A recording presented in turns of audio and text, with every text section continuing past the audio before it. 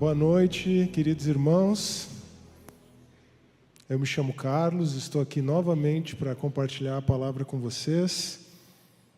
É uma grande alegria, eu só posso agradecer a todos vocês pela atenção, pelo carinho. Tem até flores para mim hoje aqui, pastor. Brincadeira, imagino que sejam as flores ainda da decoração do culto de mulheres, né?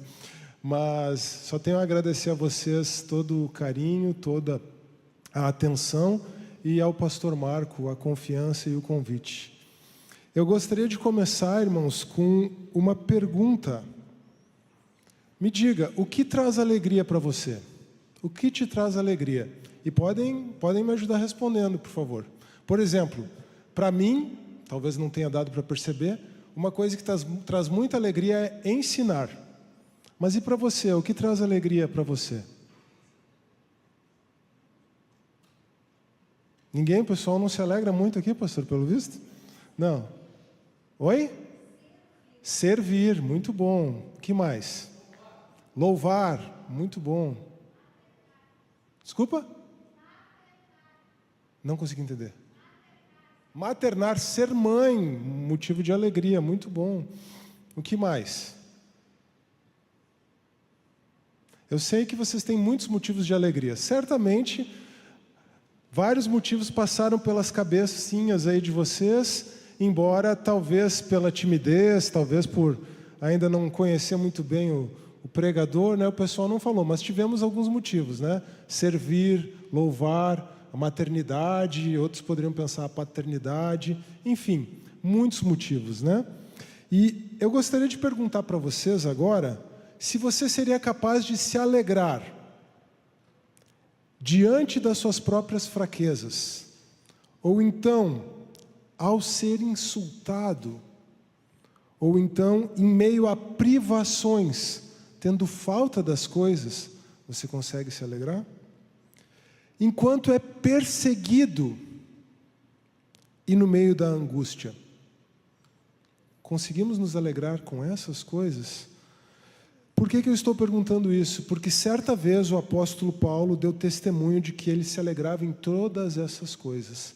Fraquezas, insultos, privações, perseguições e angústias. Isso está em 2 Coríntios 12, 10.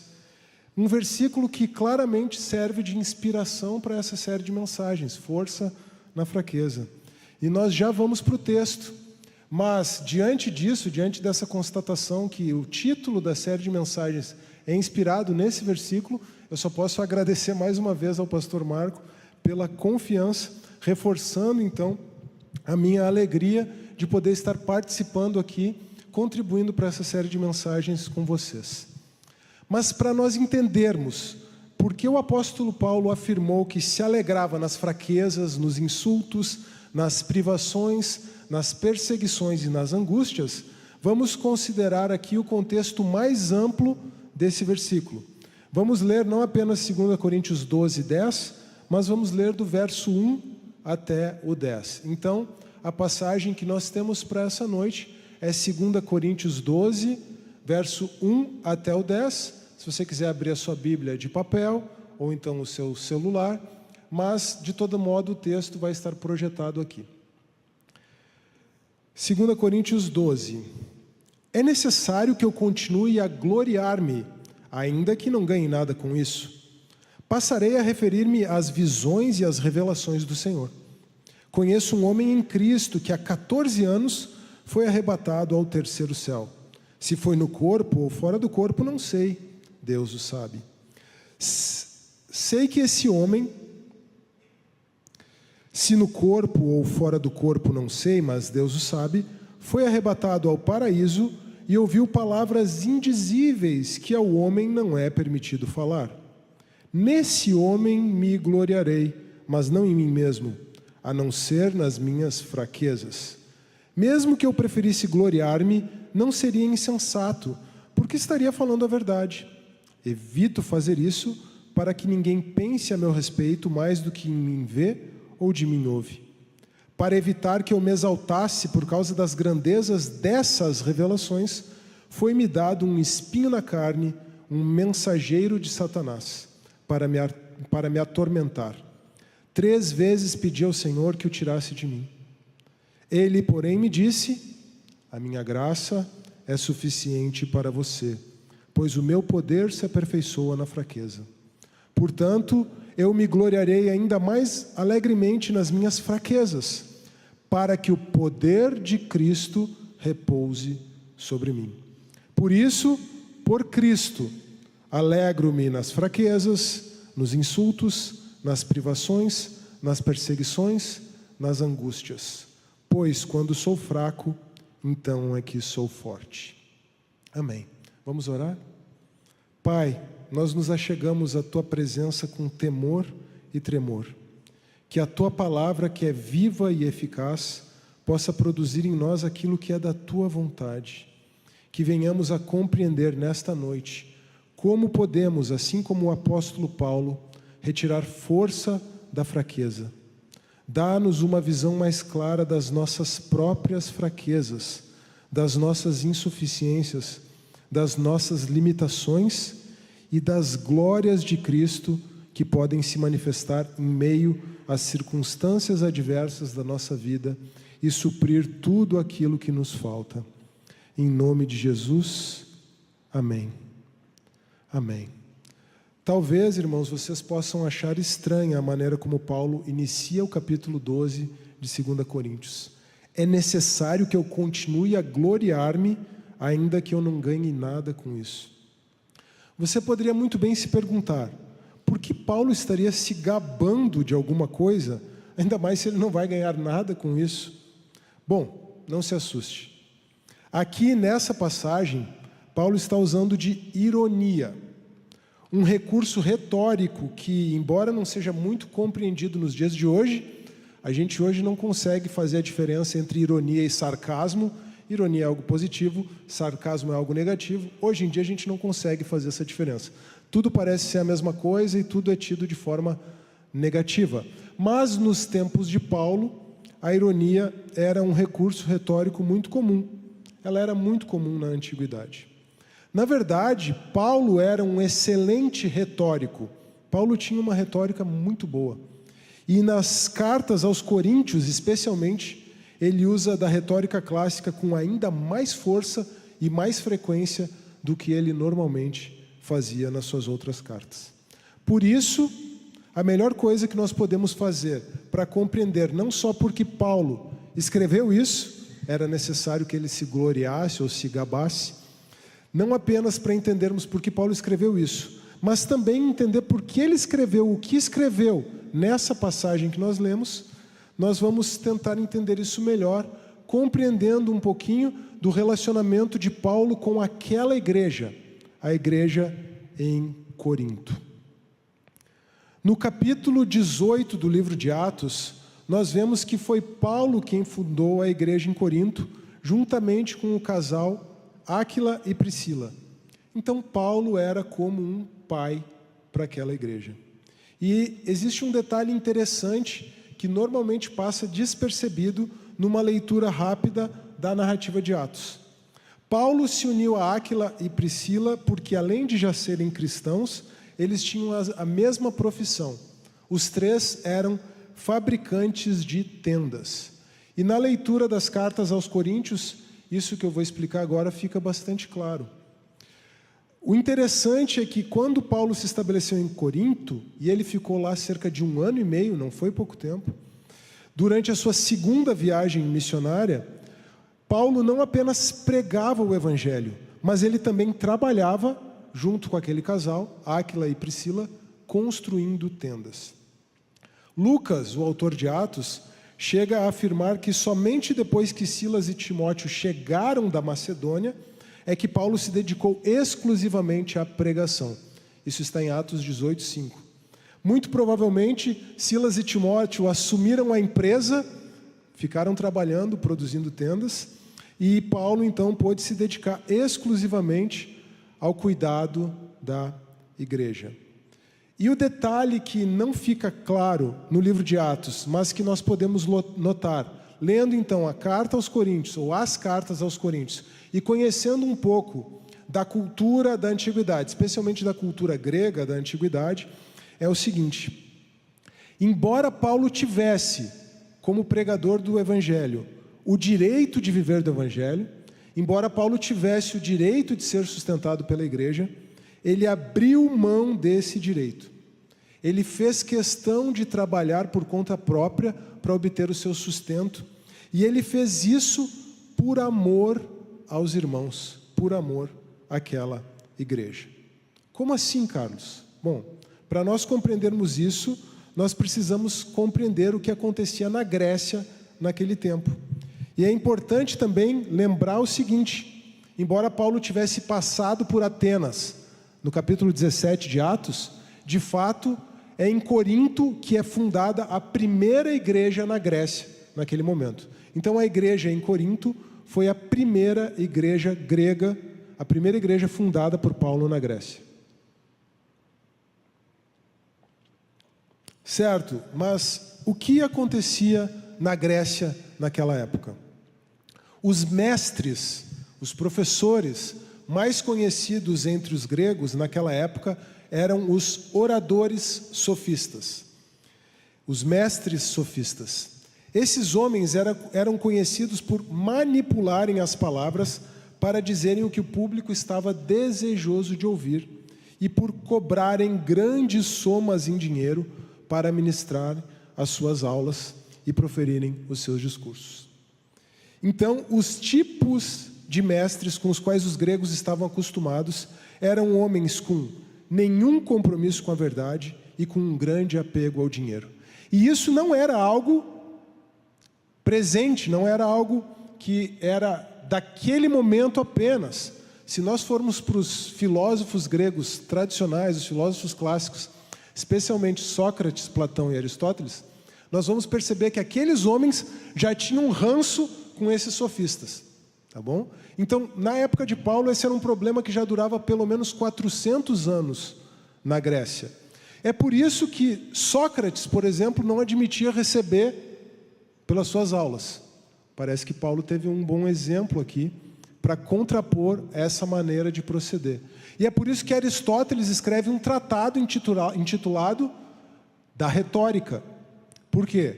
Porque Aristóteles procurou demonstrar como era possível sim usar das palavras com compromisso com a verdade e não da maneira como aqueles homens usavam. O fato é que, naquele momento, apesar dos alertas de Sócrates, de Platão e de Aristóteles, os gregos então conheciam professores, mestres, oradores que tinham uma habilidade muito grande para manipular as palavras, para dizerem o que quer que quisessem, sem compromisso com a verdade, e que cobravam grande soma em dinheiro, tinham um grande apego ao dinheiro. A última coisa que Paulo queria era que ele mesmo fosse confundido com um daqueles mestres sofistas. O compromisso de Paulo com a verdade era completo, integral, e como consequência, sequer passou pela cabeça dele cobrar, ou ser sustentado, melhor dizendo, pela igreja.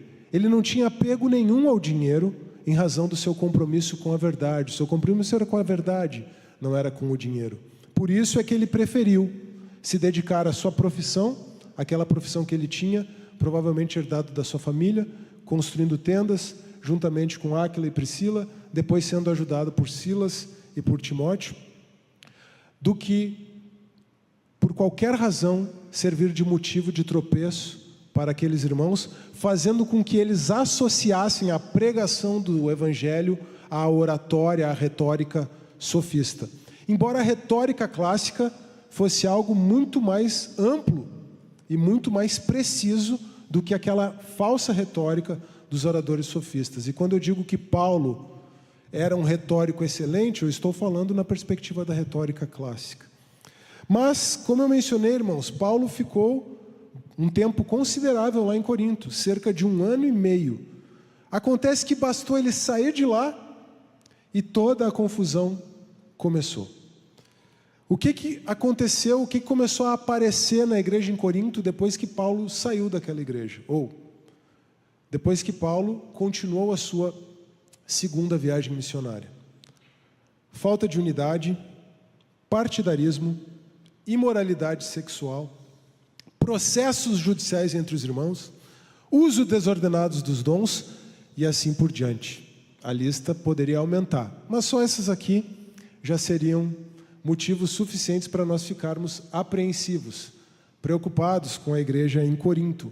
Paulo ficou bastante preocupado com aquela igreja, e é por causa desse pacote de confusão aqui que ele escreve 1 Coríntios. Tá bom? Esse é o pano de fundo da primeira carta aos Coríntios. E Paulo pegou bem pesado na primeira carta aos Coríntios, tá bom? Talvez nós não percebamos por causa da distância. Talvez nós não percebamos porque não estamos acostumados com a retórica clássica. Mas Paulo pegou muito pesado na primeira carta aos Coríntios.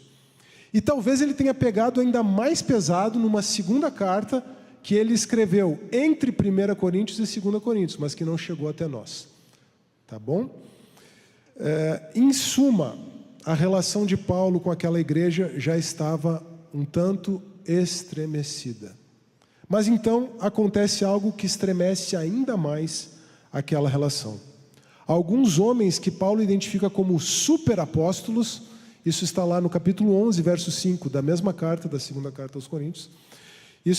Esses homens que Paulo identifica então como superapóstolos chegam em Corinto. De acordo com o contexto da segunda carta, nós podemos entender que estes superapóstolos eram judeus de fala grega que se afirmavam cristãos. Mas, diferentemente de Paulo, eles seguiam todos os métodos dos sofistas gregos. Aqueles homens, então, usavam a retórica grega em abundância, mas sem compromisso com a verdade. Eles também, assim como os sofistas, cobravam para ensinar. Além disso, afinal de contas, eles não eram apenas mestres da retórica, ou daquela pseudo-retórica, mestres sofistas. Eles também eram mestres de uma retórica religiosa. Então, além disso, eles se gabavam diante de todos das suas visões e revelações, abusando da retórica para construir discursos nos quais eles exaltavam a si mesmos e a sua própria espiritualidade. Além disso, e o que é muito pior, aqueles homens menosprezavam o apóstolo Paulo. Quem é este Paulo? Eles perguntavam. Ele tem alguma carta de recomendação? Vocês têm certeza de que ele é um apóstolo?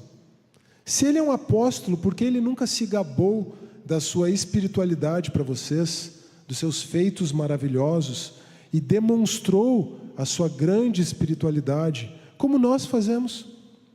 Pelo contrário, por onde quer que ele vá, ele é perseguido, açoitado, apedrejado, preso. Ah, Coríntios, esse homem não passa de um impostor. Aqueles homens estavam difamando o apóstolo Paulo. E com isso, as lutas, as dificuldades e até mesmo as fraquezas que Paulo enfrentou foram usadas contra ele para denegrir a sua imagem e afastar os coríntios dele. Assim, a igreja em Corinto foi se afastando daquele homem que foi o seu fundador, o seu pai espiritual. Daquele homem que trabalhou arduamente, construindo tendas, usando do próprio suor do seu rosto para pregar o evangelho, para edificar aquela igreja. Paulo estava fisicamente distante de Corinto. Na verdade, enquanto isso tudo estava acontecendo, ele estava em Éfeso. Estamos no capítulo 19 do livro de Atos. Lá em Éfeso, no capítulo 19, lembrem inclusive que alguns domingos atrás eu compartilhei sobre a carta aos Efésios e o contexto da carta aos Efésios e o capítulo 19 de Atos. Paulo estava enfrentando toda aquela hostilidade da parte dos adoradores de Ártemis, inclusive com a possibilidade de que ele tenha sido preso em Éfeso. Mas mais do que a distância física, muito mais do que a distância física, ele estava enfrentando o distanciamento espiritual. Não apenas a hostilidade dos cidadãos de Éfeso, dos efésios, mas as notícias cada vez mais alarmantes de que a igreja em Corinto estava se afastando dele, rejeitando a sua autoridade e a sua liderança espiritual. Como Paulo poderia lidar com a rejeição dos coríntios? Mais do que isso, essa situação toda nos faz perguntar como Paulo poderia lidar com as suas próprias fraquezas em meio a toda a dificuldade e perseguições que ele estava sofrendo em Éfeso, e agora com a notícia de que aqueles irmãos que tinham sido recebidos por ele como filhos no Evangelho, aquela igreja que ele tinha fundado, na qual ele passou por 1 ano e meio trabalhando, ganhando o próprio sustento, ou então sendo auxiliado por Silas e Timóteo. Como Paulo poderia lidar com aquela rejeição e como Paulo poderia lidar com as suas fraquezas em meio a tudo isso, em meio à perseguição de Éfeso e à rejeição da parte dos coríntios. Tudo isso pode parecer muito distante de nós, mas quantos de nós, como pais, já sentimos os nossos filhos se afastando de nós e nos rejeitando? Alguns podem estar perdendo seus filhos para as drogas ou para outros tipos de vícios. Em outros casos, a situação pode não ser tão extrema, mas as amizades na rua, na escola, têm feito com que o seu filho ou a sua filha questione a sua autoridade e se afaste de você. De certa forma, muitos de nós conseguimos compreender como Paulo estava se sentindo. Apesar de morarmos na mesma casa, não temos a distância, como a distância da Grécia à Turquia, como a distância de Éfeso a Corinto. Apesar de morarmos na mesma casa, não conseguimos nos comunicar, não conseguimos conversar. Talvez você seja um filho que esteja rejeitando o seu pai ou a sua mãe. Ou talvez você já tenha se afastado deles há muito tempo. E é claro, sempre há as tensões e os distanciamentos que vão se somando na vida do casal, entre marido e mulher. Não é preciso nenhum mestre sofista da retórica grega para capturar a nossa atenção. Basta o TikTok, o Instagram, o YouTube ou a Netflix.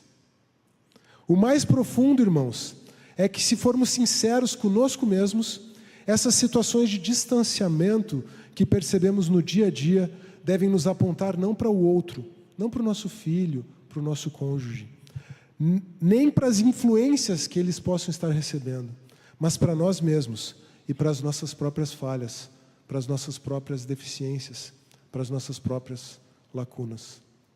Sabem, por mais que nós nos esforcemos como pais, é natural que quando os filhos entram na adolescência, aconteça um certo distanciamento. Conscientes disso, do desafio dessa fase da adolescência, a minha esposa, a Jana e eu, procuramos compreender essa fase. Nós lemos muitos materiais, e ela mais do que eu confesso. Mas nós lemos muitos materiais e fizemos cursos. E até nos tornamos facilitadores de um curso, alcançando o coração do seu adolescente. Estudar sobre o assunto e compreender estratégias e ferramentas para lidar com essa fase da vida dos nossos filhos é muito bom. Mas à medida que eu ia estudando e compreendendo o que eu precisava fazer, cada vez mais eu percebia as minhas deficiências, a minha falta total de preparação e de formação.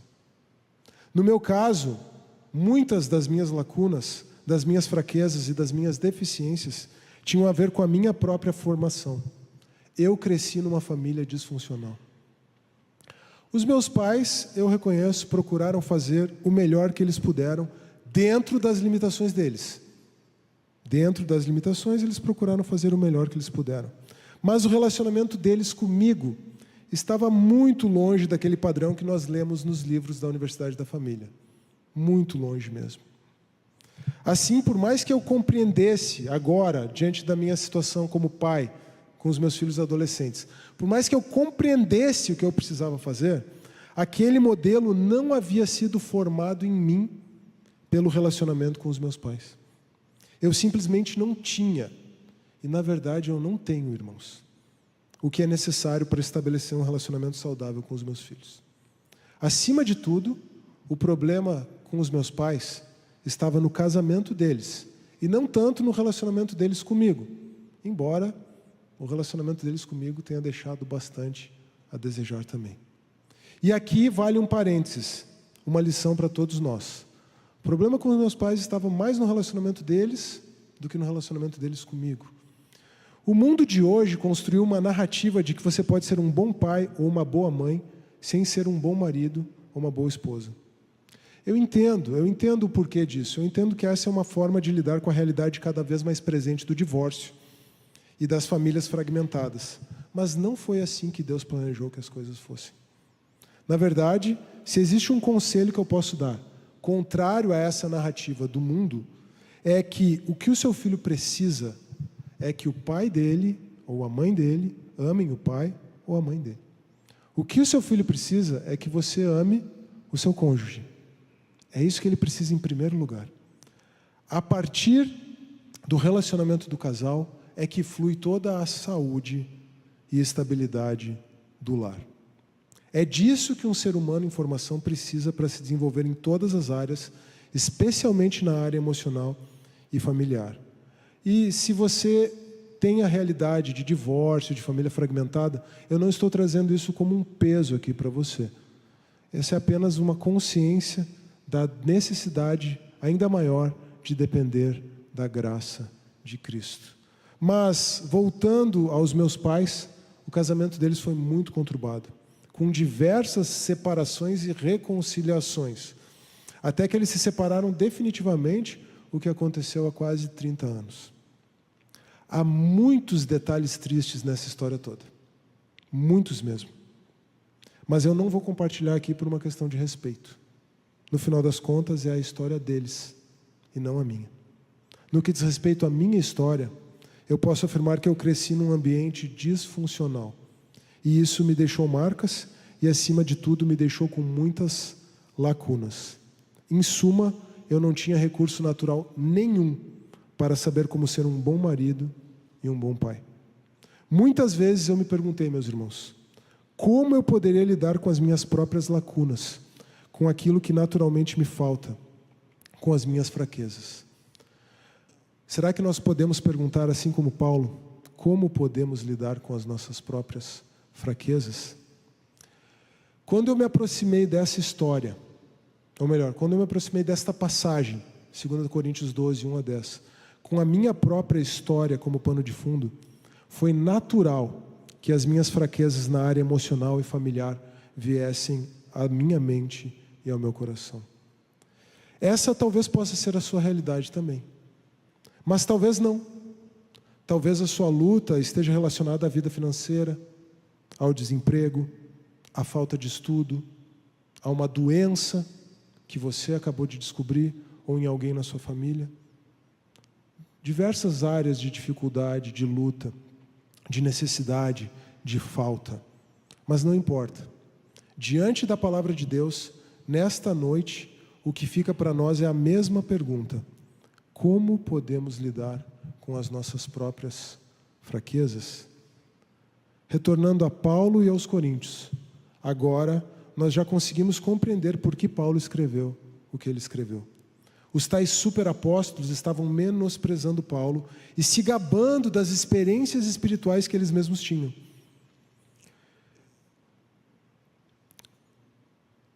Está bem, então tá. Eles estão se gabando das suas experiências espirituais? Tudo bem, Paulo diz. Permitam-se, agora é Paulo falando. Eles estão se gabando? Então me permitam ser insensato, assim como eles. É por isso que ele começou o versículo 1 daquela forma. Permitam-me que eu me vanglorie. Ele já estava fazendo isso, também com ironia, no capítulo 11, mas de uma outra maneira. Não temos tempo para ver isso. Mas Paulo então diz: permitam-me ser insensato, assim como esses homens. E aqui, como no restante de 2 Coríntios, e ao longo de toda a primeira carta, Paulo usa a retórica grega, mas a retórica clássica, não essa retórica sofista. Paulo usa a retórica grega de uma forma magistral. Paulo entrega aos coríntios exatamente o que eles estavam buscando para mostrar que não era nada daquilo que eles precisavam. Vocês querem retórica? Eu imagino Paulo perguntando. Certo, eu fui treinado na filosofia grega. Eu conheço e domino tudo isso. Eu posso entregar isso e até mesmo usar isso para o benefício do reino de Deus. Mas eu vou entregar para vocês, coríntios, uma retórica clássica muito elaborada. E é por isso, irmãos, num parênteses, que as duas cartas aos coríntios talvez sejam as mais difíceis cartas de Paulo para nós modernos compreendermos. Mas então Paulo diz: eu vou entregar para vocês uma retórica muito elaborada para mostrar que não é nada disso que vocês precisam. O que vocês precisam é da mensagem da cruz. Vocês precisam de Cristo crucificado e ressurreto dentre os mortos. Vocês, coríntios, querem palavras persuasivas de sabedoria? Eu estou dando tudo isso a vocês. Mas vocês não precisam de nada disso. O que vocês precisam, assim como eu, é experimentar o poder da morte e da ressurreição de Jesus. Como Tom Wright e Michael Bird escreveram, ao que tudo indica, os coríntios haviam pedido a Paulo as suas credenciais apostólicas. Ele então mostra as cicatrizes em suas costas. Os superapóstolos se gabavam de muitas revelações? Bem, Paulo também teve as suas próprias experiências com Deus.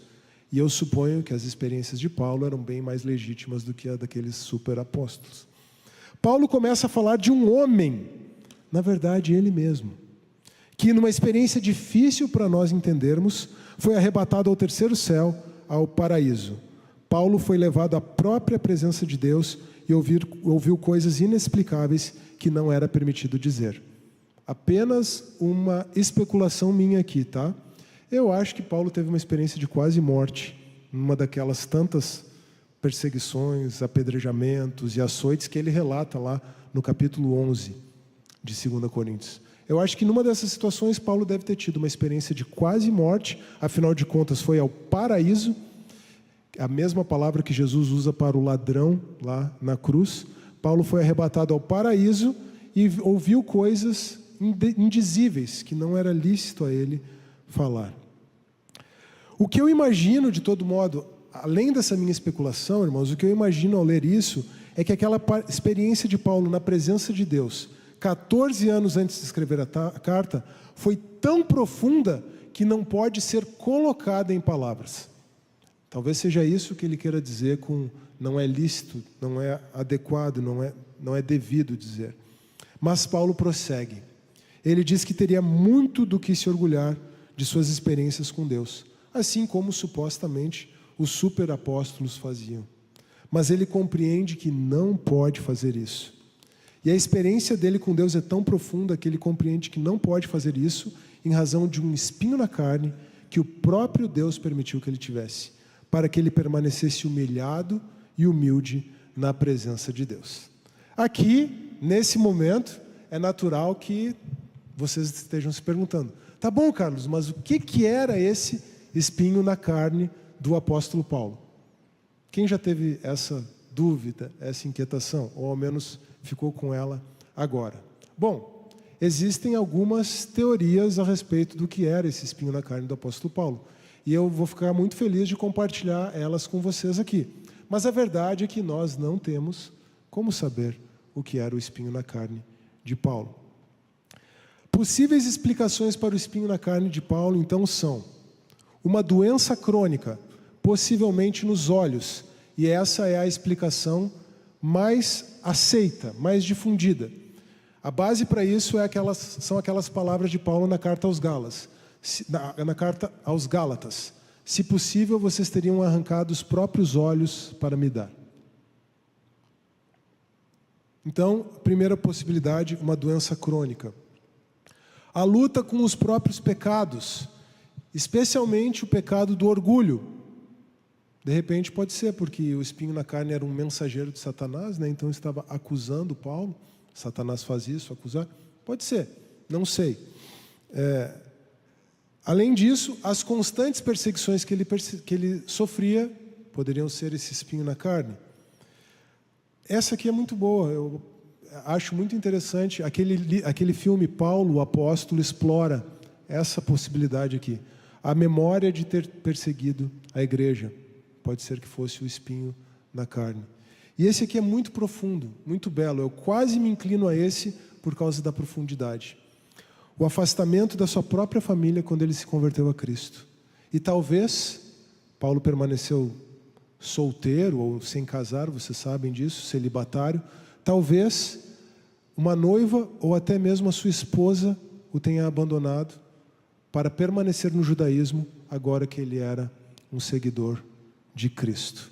Então, alguma dessas, ou quem sabe uma combinação de alguma dessas possibilidades, pode representar, pode ser que tenha alguma que a gente tenha deixado de fora e vamos ficar sabendo só na glória, né?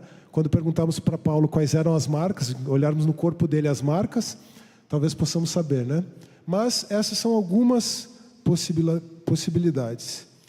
Na verdade, irmãos, o mais importante não é nós sabermos qual era o espinho na carne. Isso é só para matar a nossa curiosidade teológica, né? Sabermos qual era o espinho na carne do apóstolo Paulo. O mais importante é olharmos para as nossas vidas e perguntarmos: qual é o meu espinho na carne? Qual é o espinho na minha carne?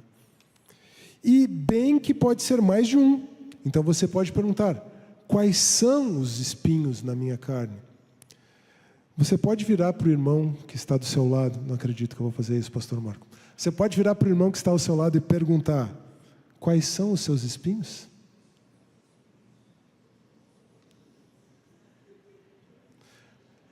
Este, como você já notou, é o título da nossa mensagem desta noite. Quais são os seus espinhos? A gente faz isso nesse momento de uma forma descontraída, brincando com os pregadores que, né, pedem para virar para o lado e tal. A gente faz isso de uma forma descontraída, mas a coisa é muito séria. Antes de falarmos um pouco mais sobre os nossos espinhos, os nossos próprios espinhos, vamos considerar ainda um pouco mais a experiência de Paulo com o seu próprio espinho na carne. O fato é que Paulo orou insistentemente. Esse é o sentido da expressão 3 vezes, que ele usa aqui no verso 8. Paulo orou insistentemente para que o tal espinho fosse retirado dele. E como resposta à sua oração, Paulo ouviu algo da parte de Deus. E podemos ser gratos a Deus, porque isso que ele ouviu, naquele momento, ele foi autorizado a compartilhar. O que Paulo ouviu da parte de Deus ao clamar insistentemente para que aquele espinho fosse removido? A minha graça é suficiente para você. Ou como diz uma outra tradução, a minha graça te basta. A minha graça é suficiente para você, pois o meu poder se aperfeiçoa na fraqueza. Ah, irmãos, se teve algo que Paulo compreendeu é que a graça de Cristo é suficiente. A graça de Cristo basta. Paulo era um homem muito preparado.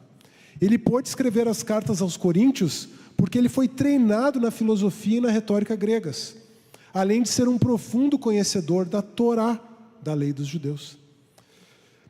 Além disso, Paulo teve experiências muito profundas com Deus. Ele falou disso nessa passagem que nós lemos. Mas Paulo aprendeu a não confiar nem na sua preparação intelectual e nem nas suas experiências com Deus. Paulo aprendeu a confiar exclusivamente na graça de Cristo.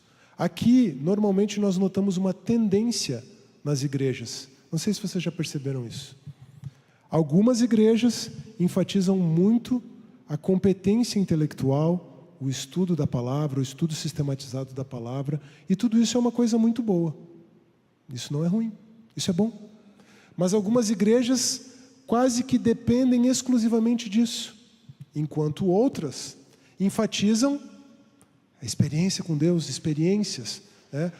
Você ouvir o Espírito Santo, você ser dirigido pelo Espírito Santo, e tudo isso também é muito bom.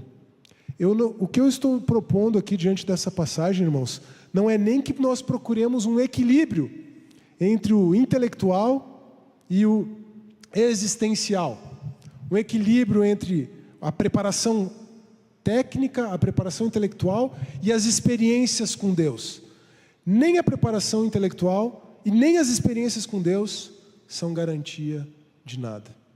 Nenhuma dessas coisas, por mais importantes que ambas sejam, pode ser a base sobre a qual a nossa vida com Deus está alicerçada e a obra de Cristo vai ser feita. No que, assim como Paulo, devemos aprender a confiar, devemos aprender a depender exclusivamente da graça de Cristo. Nem o intelecto, nem a experiência, mas a graça de Cristo. Isso é um desafio tanto para quem depende do intelecto, quanto para quem depende da experiência. E é por isso que parece que essa é o meio termo de ouro, para usar a expressão de um grego também clássico. Parece que esse é o meio termo de ouro nessa questão aqui. A dependência exclusiva na graça de Cristo. A graça de Cristo era suficiente para Paulo. A graça de Cristo era suficiente para Paulo. E é por isso que Paulo podia se alegrar nas suas próprias fraquezas, nos insultos, nas privações, nas perseguições e nas angústias. Ele havia compreendido que a força de Deus precisa da fraqueza humana para se manifestar. Na verdade, de acordo com o que ele afirma, somente quem é fraco e se alegra em suas próprias fraquezas pode experimentar o poder de Cristo. Nós vivemos em um tempo em que muitos buscam a manifestação de poder espiritual. Será que nós compreendemos que o verdadeiro poder espiritual somente irá se manifestar em meio ao quebrantamento, à humildade e à fraqueza humana? Tudo o que Paulo ensina aos Coríntios sobre poder espiritual, nas duas cartas, tem a ver com isso. Você quer manifestar o poder de Deus? É uma intenção legítima. Qual é o caminho para isso? Quebrantamento, humildade e fraqueza. Quando desejamos manifestar o poder de Deus assim, às vezes a conta chega. E aí nós temos que estar bastante preparados e conscientes. Mas como vamos estar preparados e conscientes para lidar com essa conta? Somente baseados na graça de Cristo. Se a graça de Cristo não for totalmente suficiente para nós, como foi para Paulo, não iremos experimentar o poder de Deus que se manifesta em meio à fraqueza humana. Em resumo, Paulo aprendeu a lidar com as suas fraquezas a partir da sua comunhão profunda com Deus. Paulo aprendeu a lidar com as suas fraquezas a partir da sua comunhão profunda com Deus. Foram as grandezas de Paulo que o ensinaram a lidar com as suas fraquezas, inclusive com a rejeição dos coríntios. Na verdade, foi a misericórdia de Deus, a própria graça que Paulo compreendeu ser totalmente suficiente, que o manteve fraco para que ele não se ensoberbecesse pela grandeza das suas revelações espirituais. Por misericórdia, Deus manteve Paulo fraco e manteve aquele espinho na carne, o que quer que fosse, constantemente diante dele, para que ele pudesse permanecer fraco, para depender exclusivamente da graça de Cristo e manifestar o poder de Deus. Mesmo as experiências espirituais mais exaltadas devem ser entendidas na perspectiva do Evangelho. Tudo precisa passar pela cruz e pela sepultura, pela morte e pela ressurreição. Até mesmo as nossas experiências espirituais mais significativas. Tom Wright e Michael Bird, autores que eu já mencionei, afirmam o seguinte ao comentar as duas cartas aos Coríntios. O serviço cristão acontece em uma série de paradoxos estranhos. Poder na fraqueza, triunfo na tragédia, força na vulnerabilidade, vida florescendo na morte. Nós podemos não saber o que era o espinho na carne de Paulo, mas esse espinho foi a resposta definitiva para os mestres que os coríntios estavam acolhendo, rejeitando o apóstolo. Agora, será que nós podemos dizer, como Paulo, que a graça de Cristo é suficiente para nós? Como eu mencionei, o mais importante diante desse texto não é saber qual era o espinho na carne do apóstolo Paulo. O mais importante é que nós identifiquemos quais são os espinhos na nossa própria carne. Quais são os seus espinhos? Eu escolhi esse título para a mensagem. Esse título aponta para o aspecto negativo, para o espinho. Eu preciso enfatizar que o nosso objetivo de olharmos para o espinho não é olharmos para o espinho, mas olharmos para a graça de Cristo que se manifesta em meio às fraquezas. Então, o título para essa pregação poderia muito bem ser força na fraqueza, mas apenas para chamar bem a nossa atenção é que eu pergunto: quais são os seus espinhos? Sabem, irmãos, essa é sem dúvida uma das minhas passagens favoritas das Escrituras. É por isso que eu fiquei muito grato ao pastor Marco pela oportunidade de compartilhar sobre essa passagem com vocês. E talvez ela seja uma das minhas passagens favoritas, porque ao longo da minha vida eu fui identificando alguns espinhos na minha carne. E toda vez que eu identifiquei um espinho desses, eu estava diante de duas possibilidades, assim como Paulo. Ou o Senhor, por sua bondade, poderia removê-lo, ou o espinho ia permanecer comigo, para que eu me lembrasse da suficiência da graça de Cristo. E eu identifiquei, ao longo da minha história, alguns espinhos e a maioria deles ficou, tá? Eu não tenho tempo aqui para compartilhar sobre outros espinhos da minha carne. Na verdade, eu já falei sobre um muito significativo, e esse espinho claramente não pode ser removido, porque diz respeito à minha família de origem, à minha formação familiar. É claro que a cruz pode ressignificar todas as coisas. A cruz pode ressignificar a minha história com o meu pai, com a minha mãe, mas a cruz não pode simplesmente apagar a minha história. E eu continuo então na formação, enquanto ser humano desenvolvido, com aquelas lacunas. As lacunas emocionais que a minha formação, que a minha origem familiar deixou, nesse sentido, permanecem. E talvez nessa área da minha vida eu possa ter tido até aqui as experiências mais profundas com Deus. Diante de cada desafio decorrente do crescimento dos meus filhos, diante de cada conversa necessária, diante de cada situação que exigia a minha presença como pai, eu olhava para a minha própria vida e o que eu encontrava? Nada. Nenhum recurso natural. Somente lacunas. Somente fraqueza. O que me cabia fazer então? Ir para a presença de Deus. Meus irmãos, eu não sei quantas vezes eu fui para a presença de Deus chorando, não somente pelos meus filhos, mas antes por mim mesmo, por não ter recursos, por não saber como lidar com as situações. O resultado? A graça de Cristo se manifesta em cada uma dessas situações. Significa que eu sei o que fazer? Não necessariamente. Significa que as coisas vão sair como eu espero? Também não. Significa que os meus filhos vão fazer o que eu quero? Muito menos. Mas cada desafio, cada situação de luta em oração é uma oportunidade que eu tenho de me aproximar mais de Deus, que os meus filhos têm de se aproximar mais de Deus e que eu tenho de me aproximar mais deles e eles de mim. Porque se eu seguisse o curso natural das minhas aptidões naturais, cada situação dessa seria uma situação de afastamento. É realmente isso que significa ver o poder de Deus se aperfeiçoando em meio à fraqueza humana. Permitam-me compartilhar algo ainda bastante pessoal para encerrarmos. Uma das principais áreas de fraqueza, de falta, de privação ou de angústia é a física. Mais especificamente, a saúde. E eu acho muito interessante porque, depois de preparar esse esboço aqui, pastor, o que aconteceu? Eu tive uma gripe, como eu não tinha há bastante tempo. No domingo à noite, na segunda de manhã, eu senti calafrios com uma febre baixa, de 38,2.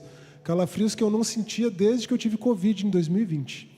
Então, não é sobre isso que eu queria falar, mas eu não podia deixar de notar como Deus, pela sua misericórdia, permitiu que eu tivesse uma gripe bastante forte nos últimos dias, para que eu pudesse chegar aqui realmente confiando na graça de Cristo e não nas minhas próprias habilidades. Talvez vocês tenham percebido que eu, inclusive, nem saí muito do púlpito aqui por causa disso, por causa da própria fraqueza e de não estar confiando no momento, nem mesmo na minha memória.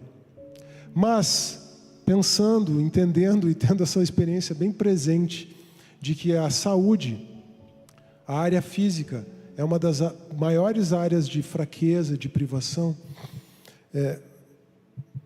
pensando nisso, tendo isso em mente, talvez alguns aqui lembrem que alguns domingos atrás eu compartilhei que a minha esposa, a Jana, no final do ano passado, foi diagnosticada com câncer de mama. E eu não vou ter tempo para entrar em detalhes aqui, mas é claro que uma situação como essa expõe as nossas próprias fraquezas e nos leva a ficar mais próximo de Deus e um do outro enquanto casal. De novo, o câncer foi removido, a quimioterapia está sendo feita de forma preventiva, a quimioterapia é bastante agressiva, ela mesma está em casa hoje, ainda se recuperando de uma terceira sessão, mas existe um detalhe aqui, um testemunho, na verdade, que eu preciso trazer para encerrar. Como eu falei, eu já procurei tranquilizar vocês da outra vez que o câncer foi todo removido e que a quimioterapia está sendo feita de forma apenas preventiva. Então, também nisso, nós reconhecemos a bondade e a graça de Deus. Mas, irmãos, a simples menção das palavras câncer e quimioterapia. Aliás, tem gente que nem pronuncia a palavra câncer, vocês já perceberam? A simples menção das palavras câncer e quimioterapia é o suficiente para derrubar emocionalmente qualquer pessoa. Isso sem contar todo o desgaste, enfraquecimento físico mesmo, que uma cirurgia tão invasiva quanto a que ela fez acarreta, além de todos os efeitos colaterais da quimioterapia, como eu mencionei. Ela está de cama lá, em casa. Mas em meio a tudo isso, como eu mencionei, a verdade é que nós temos sido fortalecidos pela graça de Deus.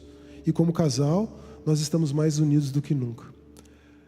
Para que eu não possa me ensoberbecer, foi-me dado um espinho na carne, e adivinha o que aconteceu hoje? Me preparando para vir para cá, a gente teve alguns desentendimentos bem significativos por conta de todo esse desgaste emocional e tudo mais. Mas parece que Deus permitiu que o espinho desse uma estocada em razão da mensagem que eu vinha trazer. Mas não é sobre isso que eu quero falar. Eu quero trazer um testemunho. Apesar dessa dificuldade que a gente teve hoje, faz parte do processo. Nós realmente estamos mais unidos que nunca como casal. E eu quero trazer o testemunho de uma médica em meio a tudo isso. Em razão de uma complicação decorrente da químio, a Jana teve que consultar com a ginecologista, tá? Então, altera mesmo tudo lá, a quimioterapia é um negócio agressivo, ela teve que consultar com uma ginecologista. E quando a médica ouviu toda a história e viu como ela estava bem em meio a tudo isso, a médica parabenizou ela. E essa foi uma oportunidade, então, para que a Jana testemunhasse da graça suficiente de Cristo. Ela disse: eu só estou assim por causa da minha fé. Eu só estou assim por causa do meu relacionamento com Jesus. Não satisfeita, a médica não apenas insistiu em parabenizá-la, mas a médica também me parabenizou. Aí a gente pode até ficar assim: mas por que, Carlos? Por que a médica parabenizou você? Porque ela me parabenizou, porque, segundo ela, é muito comum que numa situação de enfermidade, hoje em dia, o marido simplesmente abandone a esposa. E como eu estava presente o tempo todo, a médica, então, espantada com isso, não é isso que ela costuma ver no consultório, ela costuma ver as mulheres lá desamparadas, ela me parabenizou. Mas sabem o que é mais irônico disso tudo, irmãos? É que, em razão do meu próprio histórico familiar, que eu já compartilhei com vocês aqui, e das marcas que esse histórico deixou em mim, eu já tive mais de uma oportunidade de jogar o meu casamento fora. Na verdade, o meu casamento só não acabou por causa da graça de Cristo. E é essa mesma graça, hoje, que em meio à fraqueza que naturalmente envolve uma enfermidade física, é por causa dessa mesma graça que hoje, em meio à fraqueza que naturalmente envolve uma enfermidade física, nós podemos estar fortalecidos no Senhor e o nosso casamento pode estar mais fortalecido do que nunca. Quando eu sou fraco, é que sou forte. A graça de Cristo é suficiente para mim. Agora sim, você pode repetir comigo? Quando eu sou fraco, é que sou forte. A graça de Cristo é suficiente para mim. Nesta noite nós consideramos o texto de 2 Coríntios 12, 1 a 10. Nós vimos que a igreja em Corinto, apesar de ter sido fundada por Paulo, o estava rejeitando, em razão da influência de judeus de fala grega que se identificavam como cristãos, mas que estavam entregando aos coríntios algo bem diferente do evangelho. Como Paulo poderia lidar com a rejeição dos coríntios e com as suas próprias fraquezas? Diante disso, nós somos levados a pensar nas nossas próprias fraquezas e a refletir como podemos lidar com elas à luz da palavra de Deus. Na verdade, Paulo tinha muito mais preparo e experiência com Deus do que aqueles falsos mestres. Mas ele também havia recebido um espinho na carne, para que ele aprendesse a confiar não na sua preparação intelectual, nem nas suas experiências espirituais, mas exclusivamente na graça de Cristo. A graça de Cristo era suficiente para Paulo. Quais são os seus espinhos? Rejeição, os seus próprios pecados, o seu passado, desafios financeiros, desemprego, incertezas, dúvidas, uma doença? Eu não sei, mas Jesus sabe. A resposta dele diante desses espinhos é a mesma. A minha graça é suficiente para você, porque o meu poder se aperfeiçoa na fraqueza. Você pode afirmar, assim como Paulo, que a graça de Cristo é suficiente para você? Você quer fazer isso nessa noite? Se você quer afirmar publicamente nesta noite que a graça de Cristo é suficiente para você, eu convido você a ficar de pé. E o time de louvor pode subir aqui para nos auxiliar. Então, se você quer dizer nessa noite que a graça de Cristo é suficiente para você, eu convido você a se colocar de pé. Obrigado. Agora, pode ser que você tenha compreendido, ao meditarmos sobre a palavra, que uma determinada área da sua vida tem funcionado como um espinho, para que na sua fraqueza você experimente o poder de Deus. Se você quer ver o poder de Deus se manifestar a partir da sua fraqueza, eu convido você a dar um passo de fé e vir aqui à frente. Deus, hoje eu compreendi. Ele estava ali sempre presente, sempre me importunando, mas hoje eu compreendi que isso ou que aquilo, que a rejeição, que a fraqueza, que o meu histórico, que o desemprego, que a falta de fé, que os meus pecados são um espinho. Eu me arrependo dos meus pecados, claro, eu os deixo, mas a memória, ou situações que eu não tenho como reverter, o que quer que seja, se você entende que você está lidando com espinhos, e que não necessariamente os espinhos vão ser removidos, claro, os pecados devem ser abandonados, mas que não necessariamente os espinhos vão ser removidos, mas você tem neles uma oportunidade para que o poder de Deus se manifeste em meio à sua fraqueza. Eu convido você a vir aqui à frente enquanto nós cantamos, para que depois eu possa orar com você. Com esse coração nós dizemos: a tua graça é suficiente para nós. Eu afirmo aqui, Deus, e convido cada um dos meus irmãos a declarar isso na tua presença. Foi por isso que eles se levantaram, foi por isso que eles vieram à frente. Nós declaramos juntos: a tua graça é suficiente para mim. Não apenas para nós, mas para mim, na primeira pessoa do singular. A tua graça é suficiente para mim. Eu oro, Pai, te agradecendo por essa querida igreja, pela vida de cada um dos irmãos e irmãs aqui, em especial por esses que ouviram a tua voz e vieram aqui à frente nesta noite, reconhecendo, Pai, o espinho na sua própria carne. Como eu disse, eu não sei o que é, mas tu sabes, Deus. E cada um deles pode descansar na confiança de que nada passa despercebido aquele que tem o mundo inteiro nas suas mãos. Nada passa despercebido daquele que é onisciente, onipresente e onipotente. E que o teu poder, o poder do Deus onipotente, o poder que se manifestou ressuscitando a Cristo Jesus dentre os mortos, que o teu poder se manifeste em meio às nossas fraquezas, que o teu poder, a tua graça superabundante se manifeste em meio à fraqueza de cada um. E se o espinho não for removido, Deus, que cada um desses queridos irmãos e irmãs aqui aprendam a conviver com ele mediante a tua graça, com paz no coração e sendo cada dia mais fortalecidos e crescendo nesse relacionamento contigo para manifestar nas suas vidas o poder do alto. Em nome de Jesus. Amém. Amém.